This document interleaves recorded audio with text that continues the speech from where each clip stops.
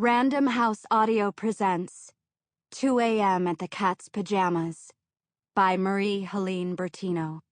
Read for you by Angela Goethals. Yes, Philadelphia is horrible, but in a very interesting way. There were places there that had been allowed to decay, where there was so much fear and crime that just for a moment there was an opening to another world. David Lynch. It is dark, 7 a.m. on Christmas Eve. Snow flurries fall in the city. Actors walking home from a cast party on Broad Street try to catch them on their tongues. The ingenue lands a flake on her hot cheek and erupts into a fit of laughter.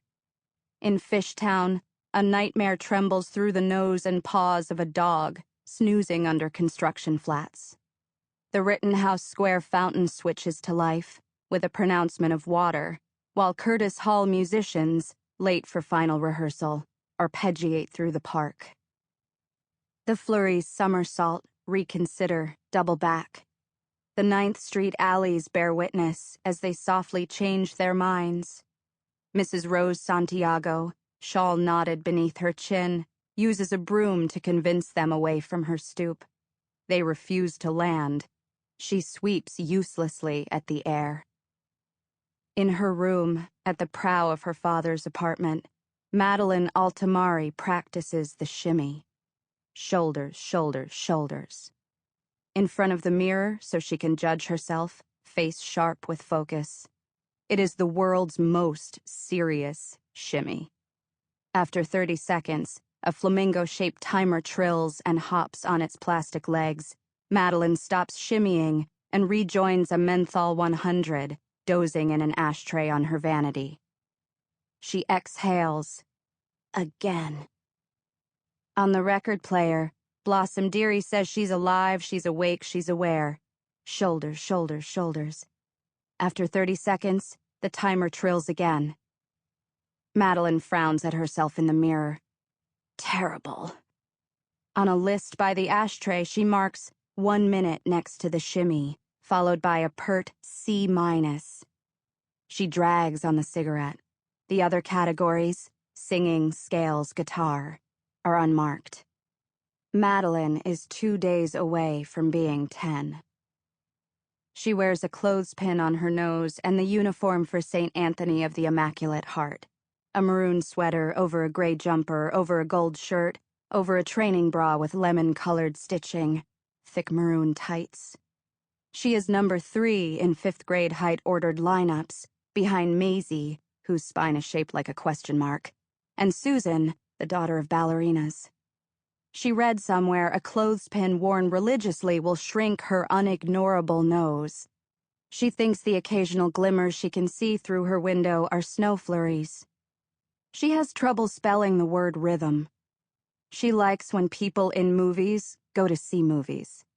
She cannot understand why the dime is worth more than the fatter, wider nickel. She needs a haircut. Her favorite singer is Blossom Dearie, and her favorite bass is Upright. She spent the previous night dreaming of apples. She smokes Newport menthols from the carton her mother was smoking when she died the previous year. Eggs cuss and snap on the kitchen stove. The unofficial rule of St. Anthony of the Immaculate Heart is that Madeleine is never allowed to sing again in church or at any assembly. Never, never, a whole page of nevers. Even though she had nothing to do with what happened at the previous year's winter assembly, still, it is going to be a Gold Star day. She will suffer through Claire Kelly's singing in morning mass, the girl's nasal notes and plosive P's filling the church with godless noise, spritzing the first row of pews with every heretical T. But then, her class will be making caramel apples. Madeleine has never had a caramel apple, and she wants to taste one more than she wants God's love. Claire, the sound Madeleine's toilet makes when it's dry. Madeleine is forever adding water to its basin when it wails, from the purpose-specific can she keeps under the sink. Like a comet, a horrific afterthought, A roach darts down the wall. Its path follows indecipherable logic. Madeleine screams in high C and crushes the cigarette. She pivots, rips a paper towel from a roll on her nightstand. The roach halts, teasing coordinates out of the air with its antennae. It senses her and is rendered paralyzed by options.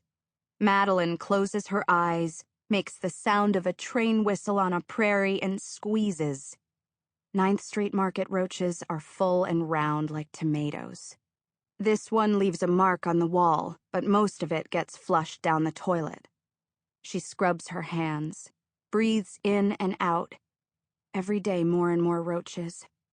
Every time she kills one, Madeleine worries she's a bad person. Stop worrying, she instructs herself. It's time to sing. She changes the record and releases the clothespin from her nose. She locks eyes with herself in the mirror and waits for the music to start. Madeleine sings. My name is Blossom. I was raised in a lion's den. One hand is perched on her hip, while the other swings back and forth, keeping time. Tucked into the mirror of her vanity, a picture of her mother singing. One hand on her hip, the other swinging back and forth in time. Her mother was a dancer and singer, whose voice could redirect the mood of a room. My nightly occupation is stealing other women's men.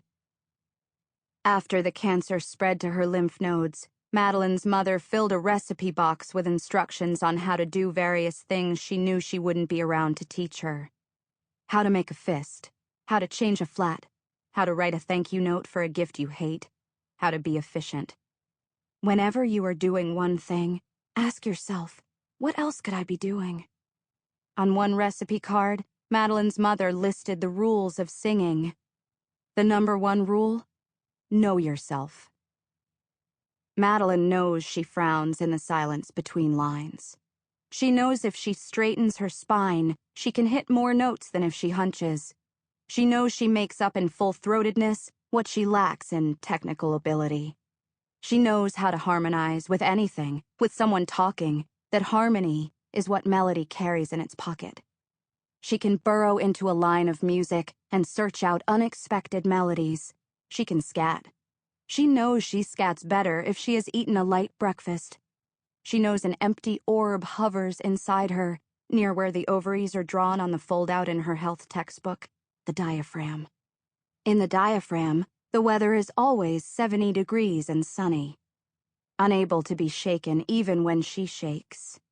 Madeleine has trained herself to, when she falters on a high note, clasp the reins of her diaphragm and gather.